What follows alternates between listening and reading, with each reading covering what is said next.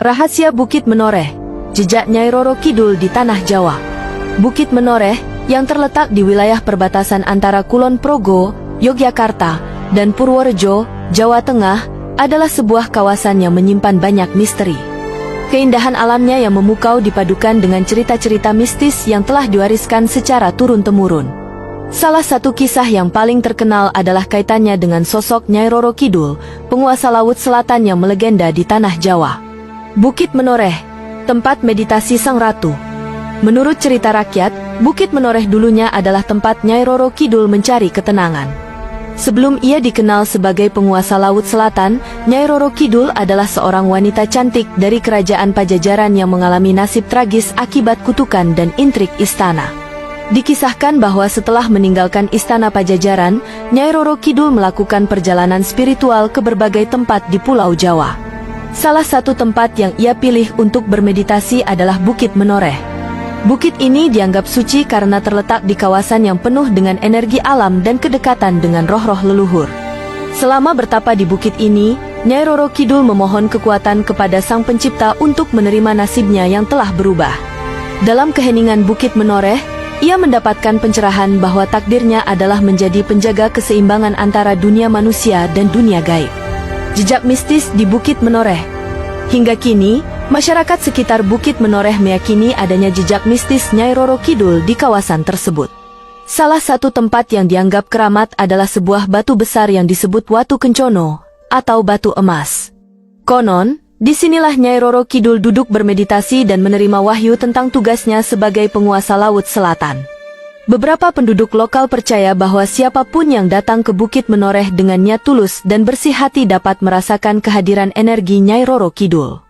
Namun, mereka juga memperingatkan agar tidak berkata atau bertindak sembarangan, karena tempat ini dianggap suci. Selain itu, sering terdengar cerita tentang suara gamelan halus yang bergema di malam hari, seolah-olah ada pesta gaib di kawasan bukit.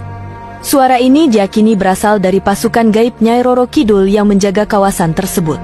Hubungan Bukit Menoreh dengan Laut Selatan. Bukit Menoreh memiliki hubungan spiritual yang erat dengan Laut Selatan. Banyak orang percaya bahwa bukit ini adalah salah satu titik energi yang menghubungkan wilayah daratan dengan istana gaib Nyai Roro Kidul di dasar laut. Beberapa tokoh spiritual sering melakukan ritual khusus di Bukit Menoreh untuk memohon perlindungan atau berkah dari Nyai Roro Kidul. Mereka percaya bahwa bukit ini adalah salah satu gerbang gaib yang memungkinkan komunikasi antara dunia manusia dan dunia roh. Pesan moral dari kisah Nyai Roro Kidul di Bukit Menoreh. Cerita tentang Nyai Roro Kidul di Bukit Menoreh mengajarkan manusia untuk menghormati alam dan menjaga keseimbangannya. Bukit Menoreh, dengan keindahan dan misterinya, menjadi pengingat bahwa manusia adalah bagian dari alam yang luas, dan setiap tindakannya dapat memengaruhi harmoni di dunia ini. Selain itu, legenda ini juga mengajarkan tentang penerimaan takdir. Seperti Nyai Roro Kidul yang menerima perannya sebagai penjaga Laut Selatan, manusia pun harus belajar menghadapi dan menjalani takdirnya dengan bijaksana. Bukit Menoreh hari ini. Saat ini, Bukit Menoreh menjadi salah satu destinasi wisata alam yang populer.